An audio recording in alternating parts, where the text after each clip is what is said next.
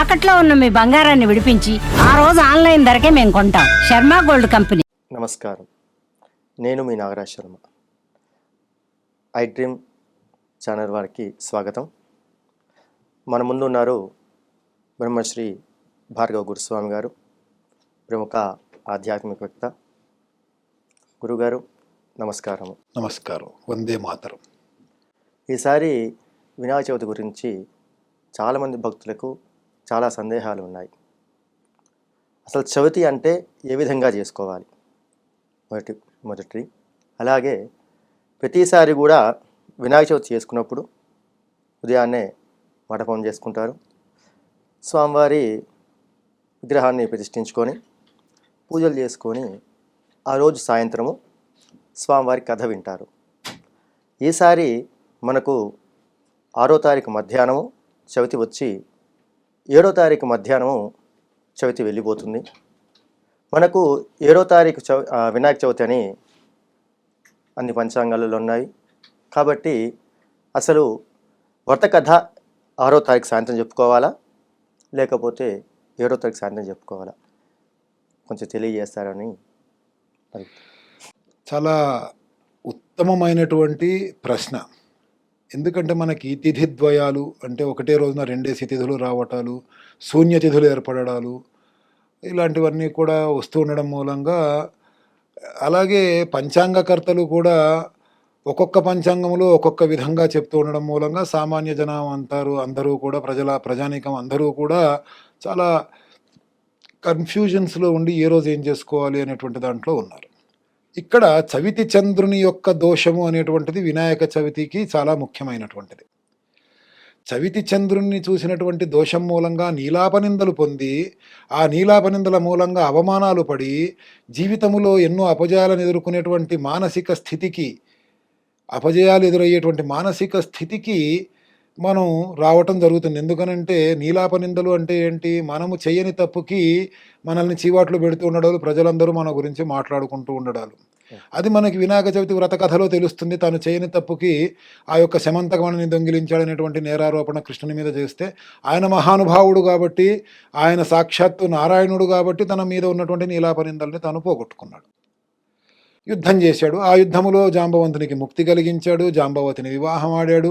ఆ తర్వాత మళ్ళీ శమంతకమణితో పాటు సత్యభామని అందరినీ కూడా పొందాడు. ఆయన మహానుభావుడు. మనం అందరం మహానుభావులం కావాలనేది ఏముంది? అందుకని అదే కథలో అందరూ కూడా అడుగుతూ ఉంటే, మరి ఈ యొక్క నీలాపనిందల నుంచి మనం మిగతా జనాలందరూ ఏ విధంగా బయటపడాలి? మహానుభావ, నువ్వు గొప్పవాడివి కాబట్టి ఈ యొక్క చవితి చంద్రుని చూసినటువంటి శాపం ఏదైతే ఉందో, ఆ శాపవశాత్తు ఇబ్బందులు ఎదురైతే నువ్వు తప్పించుకోగలిగావు, కానీ మేమందరం ఏం చేయాలి అని అంటే, ఆ శ్రీకృష్ణ పరమాత్ముడు ఇచ్చినటువంటి అనుగ్రహం ఏంటంటే, ఎవరైతే పొరపాటున ఈ యొక్క చవితి రోజున, వినాయక చవితి రోజున, భాద్రపద శుద్ధ చవితి రోజున చంద్రుణ్ణి చూస్తారో, ఇదే కదా కథ. అదే కదా మనం ఎన్నో సార్లు చెప్పుకున్నాం. ఎవరైతే చూడాలనుకుంటారో అని అంటాడా, ఎవరైతే చూస్తారో అని అంటాడా కృష్ణుడు? పొరపాటున ఎవరైతే చూస్తారో కదా. అంటే ఇక్కడ చవితి ఆ రోజు మధ్యాహ్నం వస్తుంది, రాత్రి చవితి ఉంటుంది. చంద్రుడు మనకి రాత్రిపూట కనిపిస్తాడు. ఆ తర్వాత రోజున మళ్ళీ చవితి మధ్యాహ్నం వరకు ఉంటుంది. మన హైందవ ధర్మము ప్రకారముగా ఏ పుణ్యతిథి అయినా, ఏ యొక్క పుణ్యకార్యమైనా, ఏ యొక్క పండుగలు ఏవైనా సరే, సూర్యోదయానికి సమయానికి ఏ తిథి ఉంటే దాన్ని మాత్రమే మనము స్వీకరించాలి. పితృకార్యాలకి తప్ప, పితృకార్యాలకి అపరాహ్నములో ఉండేటువంటి తిథిని స్వీకరించాలి అనేటువంటిది మన శాస్త్రం.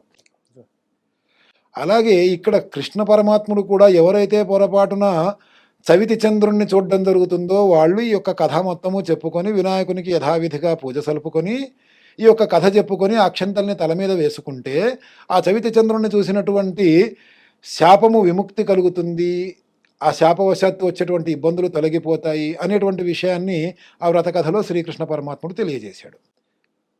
కానీ మనము ఆర్య వ్యవహారంబుల దృష్టంబు గ్రాహ్యంబు, పెద్దవాళ్ళు ఏదైతే వ్యవహరిస్తూ ఉన్నారో, వాళ్ళు చెప్పారో దాన్ని మనము గ్రహించాలి, దాన్ని మనము ఆచరించాలి.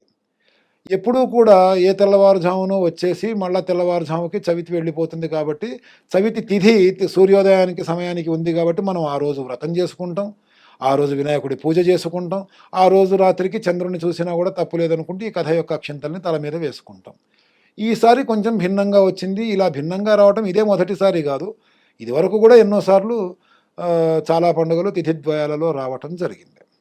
అయితే ఇప్పుడు కూడా మనము చవితి చంద్రుణ్ణి చూసినటువంటి శాప ప్రభావం ఏదైతే ఉందో దాని నుంచి మనం విముక్తి పొందడము కోసము, దాని ప్రభావం మన మీద ఉండకుండా ఉండడము కోసము మనకి మిగులు అంటే ఏ రోజైతే సూర్యోదయం సమయంలో చవితి ఉందో అంటే మనకి 8వ తారీఖు అవుతుందా అది 7వ తారీఖు మిగిలవుతుంది. 6వ తారీఖు మధ్యాహ్నానికి చవితి వస్తుంది.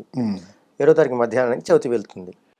7వ తారీఖు ఉదయం మనము వినాయకుడికి పూజ, ఆయనకి పట్టాభిషేకం చేశారు కాబట్టి గణాధిపత్యం ఇచ్చారు కాబట్టి దానికి సంబంధించి కుమారస్వామి మీద కూడా ఆయన తన తమ్ముడైనటువంటి కుమారస్వామి మీద కూడా అన్ని తీర్థయాత్రలు చేసి వచ్చినటువంటి దానిలో ఆయన నెగ్గాడు, పట్టాభిషేకం జరిగింది. కాబట్టి మనము 7వ తారీఖు నాడు చవితి పండుగ చేసుకుంటూ ఉండాలి. 6వ తారీఖు రోజు రాత్రి మనం ఏదైతే చంద్రుణ్ణి చూసినటువంటి దోషం ఉంటుందో అది 7వ తారీఖు నాడు అక్షంతలని ధారణ చేయటం ద్వారా ఆ దోషం పోతుంది.